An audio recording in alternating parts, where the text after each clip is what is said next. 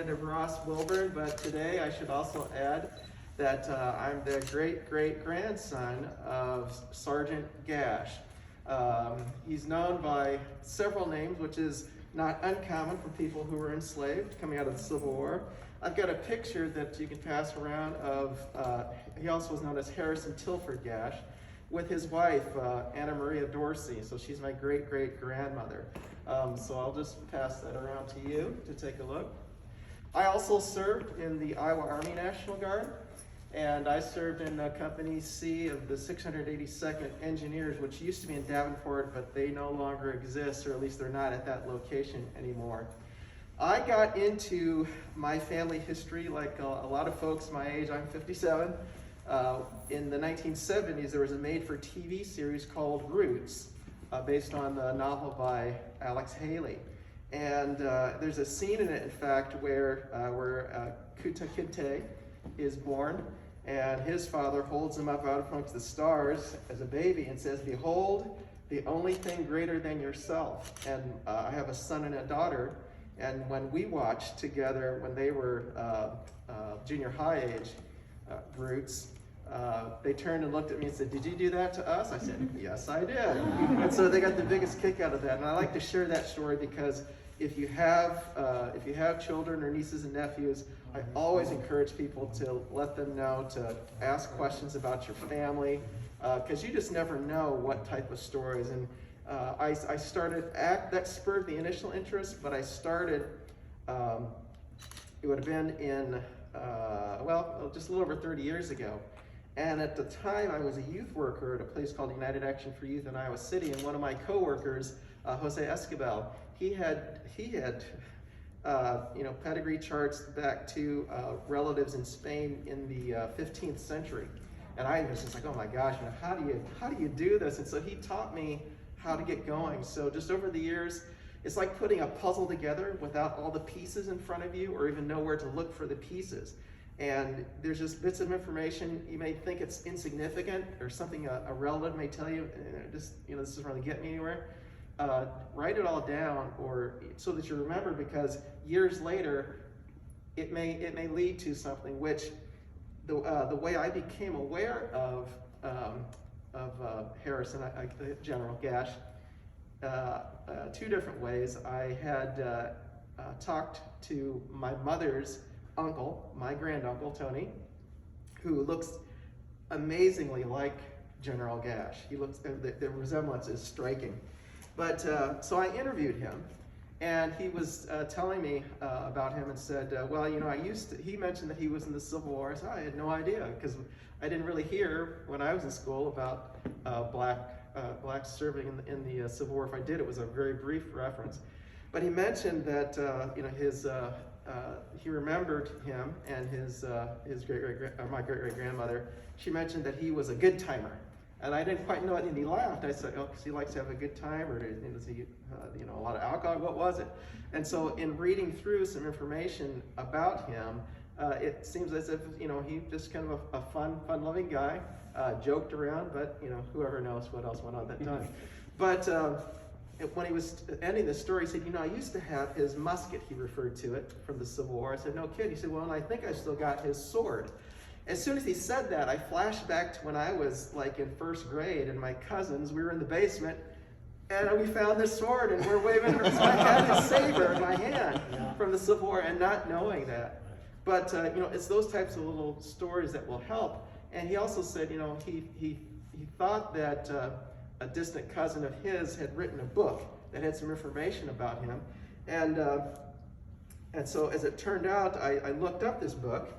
And it was the publisher at the time, anybody can publish now, didn't have, they did small jobs, 100, a couple hundred. But, so I contacted the publisher, and they didn't have any more copies, but they had the name of someone. So, her name was Virginia.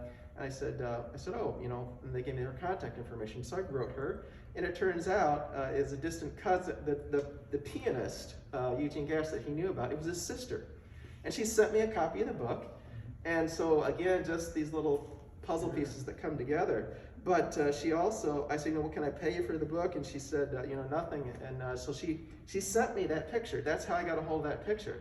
The other thing she gave me was a photocopy from a Bible, a family Bible from Galesburg that someone had taken out to Colorado and California where he ended up. And it had the names, it had Harrison, General Gash's name on it, birth date, and about 11 other people and one person who was old enough to have been his mother, but it didn't say the relationships. Well, fast forward, it turns out that was his mother. So my third great grandmother, her name was Matilda, or Tilly Gash. And so again, just these little pieces that kind of come together. But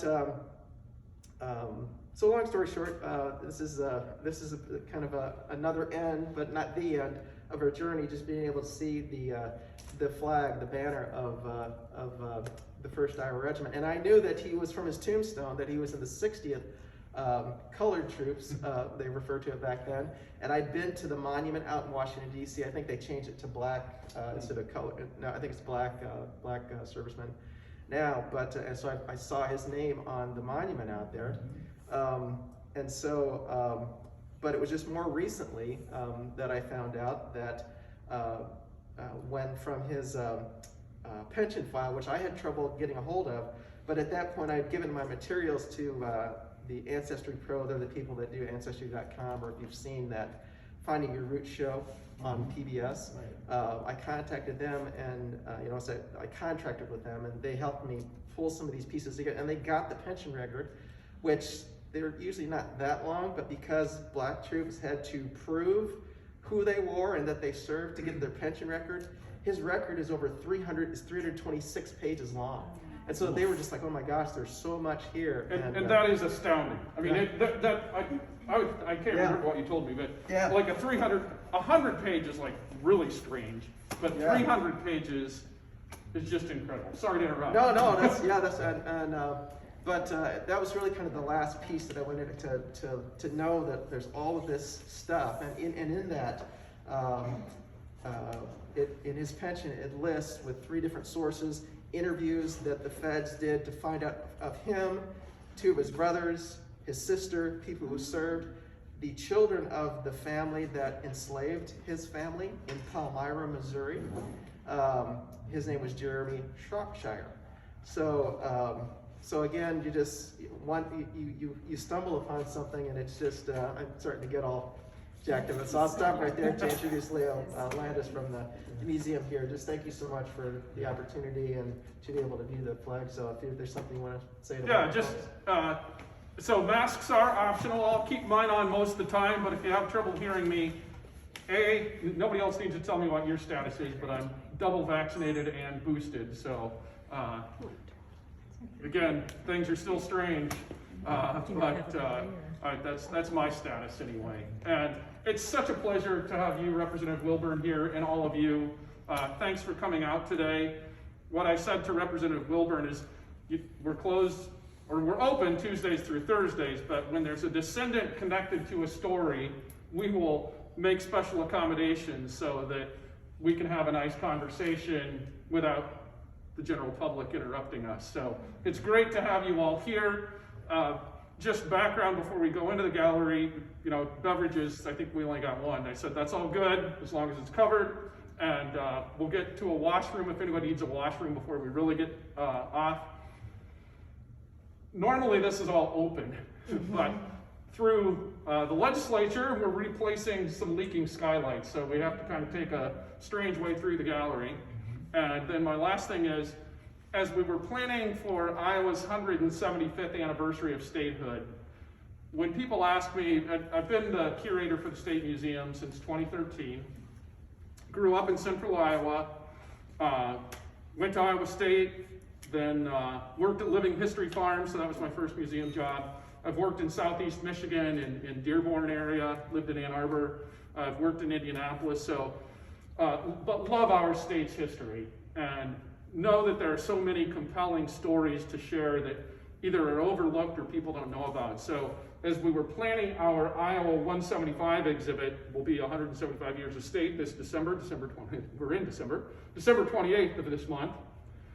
it's like, okay, what are some of the key artifacts we need to highlight and stories we need to make sure we're sharing with Iowans? It's like the first Colored Regiment story is so overlooked.